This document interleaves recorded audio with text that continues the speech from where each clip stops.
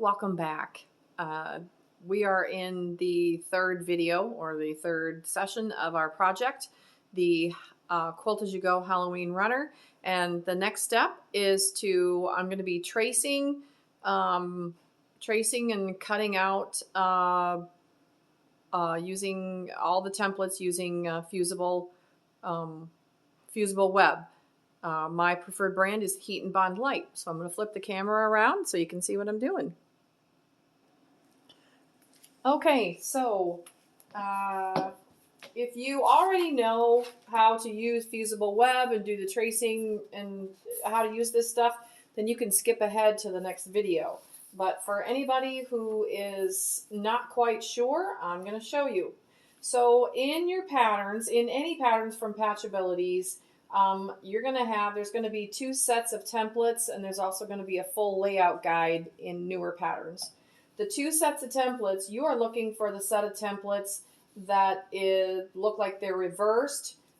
They will have a little patch, a little icon in the corner of the pages that will say reversed, and most likely most of the pieces will be labeled. For this one, my templates are not labeled because I'm doing this prior to the pattern ever getting written. But I want you to know that's how they'll look. I'm going to point out a couple of things here before I get started. So in our templates, everything that is going to be cut out of the one black fabric is all together. The B, the bats, and the O's. And so that's all grouped together. So I get to just lay this underneath of my fusible web and trace. I don't have to move it around or hunt around for other things. The same here, these are the two pumpkin stems. They are side by side. They are the only thing that use brown, and so they are together. On the pumpkins, all of the pumpkin pieces are all cut out of the same orange. Well, now I can't think of if they are or not. But when you open up and you look at our templates, the shapes that are using all of the shapes that are cut out of the same fabric are all grouped together. I just want you to know that. So I'm just going to start off here and show you how to do this. So your Heat and Bond Light, it'll say Heat and Bond Light on it, has a paper on one side and kind of a weird glossy kind of clear plastic material on the other side. You want your paper side up. And we're going to lay our paper just over the top of our template sheet. I'm going to use a Sharpie because, you're going to be able to see it quite easily, and it also will not bleed through on my iron. Okay, so what we're doing is we are tracing on exactly the lines that are on the templates. And I can see right through my Heat and Bond Light because that smart designer over at Patchabilities makes all those lines on their templates. We make all those lines so that they're nice and bold and you can see them quite easily through there. So this is what I'm going to do. I'm going to continue drawing off all of my shapes here, and then we will, we'll go on to the next step. Okay, so now as you can see, I have all of our shapes drawn onto the fusible web. I do leave just a little bit of space in between all of them because now we need to cut them out, cut them all apart. So I'm also going to show you how I cut them apart. I like to use a rotary cutter, but if you're not, you use a scissors or a rotary cutter, whatever you want to do. But here's what we want to do. We're not cutting on any of the lines. We're just cutting. I'm just cutting them apart like that because we're going to go iron this onto our fabric. So we'll do the same over here. That guy.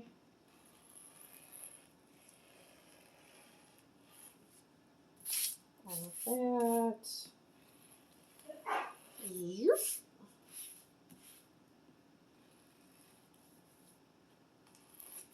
that one.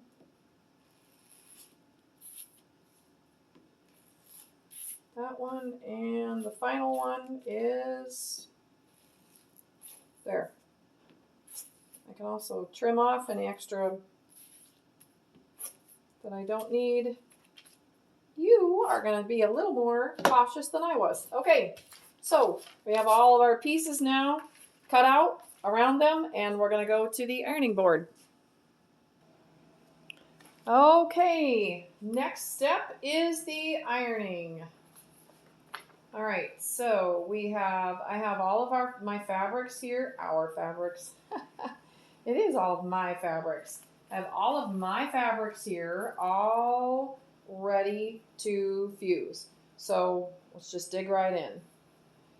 So I have two irons sitting here. I don't know if you can see that, but I have two irons here. One iron it's an old Black & Decker. We're not going to use any steam with this stuff, with this heat and bond light. Check the directions on whatever fusible web you are using, but mine does not use steam. And I only use this iron just for this. I don't do any pressing of any piecing with this iron. So I leave it just for this. All right. So we got our wrong side of our fabric up. And we're going to lay the paper side up of our fusible that I know that you can see here. And we're going to press. Now, my heat and bond light says to press for, I think, a few seconds. So that's what I'm doing. So I'm taking everything that goes on this orange, I'm putting it all together. These two also are going to go on my orange here. I'm going to cut them apart, though, to make better use of my heat and bond light.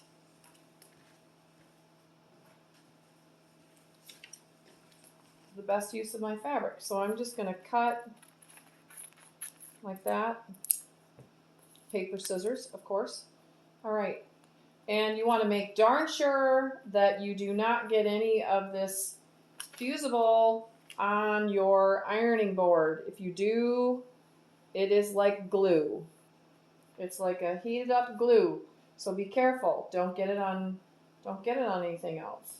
And I'm just going to continue putting those guys on there. All those are on my orange.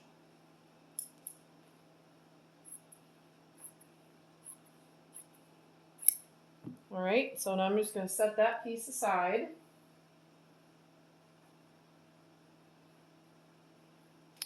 And now I'm going to go on to, let's do the black next. Okay, and again, like I said, if you already know how to do this and you're confident at what you're doing, you can go right ahead and skip ahead if you want to. Okay, so that is the fabric that I have here is just a little bit smaller, more narrow than the pieces that I have. So I'm going to go cut this apart.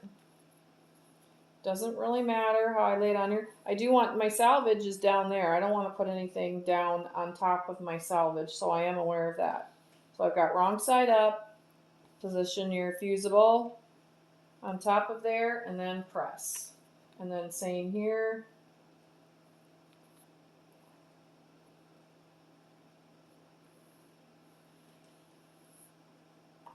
So if your board's stiff by watching me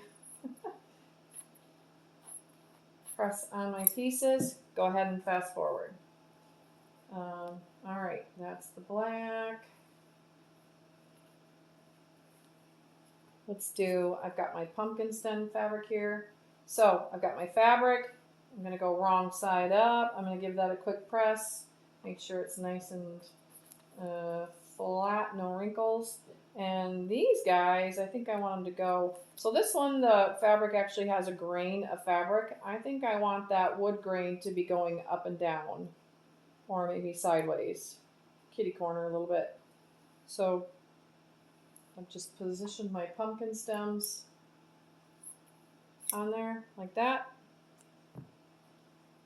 Almost done.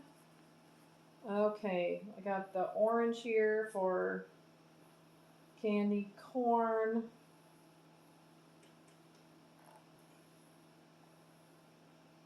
Okay, so the orange, the candy corn is the middle of it is the orange.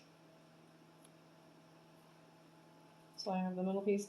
Now I do, I know if you want to, you can write labels on top of your templates if you want to.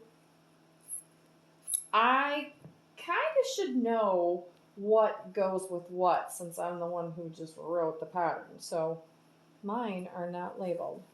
All right, just 2 more to go here. Here I've got my really white. Wrong side up. And here's the white tips of my candy corn. Press that down for a few seconds. Lop it off. And the final is the yellow part of my candy corn here.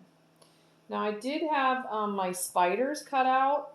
I might wait with my spiders for right now. I might do those guys in heavy heat and bond. I'm going to see once we get a little bit further into the project. Because I am making this project for the first time with you. Aren't you lucky? Okay, so, all right, so we got all of our pieces here. The next job, the next step on this job is going to be to cut everything out. So let me go find my little fabric scissors and I'll be right back. Whoop, and with the magic of video, here I am. Okay, so cutting out.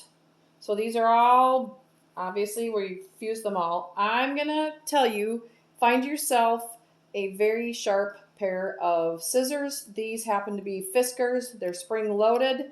I love them. You don't have to be right-handed or left-handed, but here's why I love them. It just saves them on my hands so much.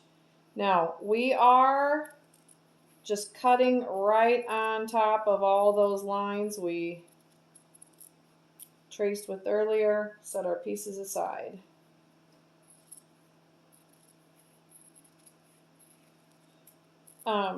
This runner is going to take 2 sets of everything because we're going to do a boo at each end.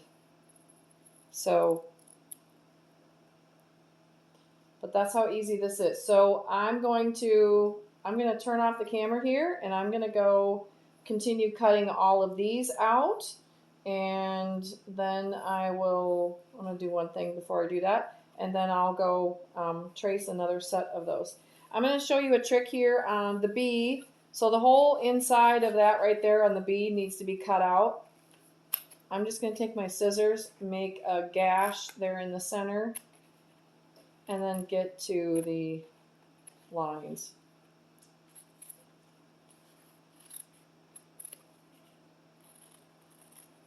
I am cutting just right on the line. I know I drew them, traced everything with a Sharpie so that it would be nice and bold for you, and I'm sure somebody somewhere is going to say, well, do I cut on the inside of that line or on the outside of that line?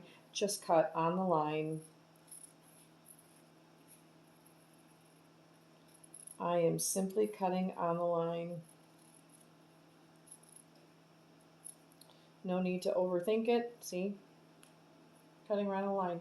Okay, so that's what I'm going to be doing for the next few minutes here. And once I get everything cut out, I'll bring you back in. You also can go trace and cut everything out.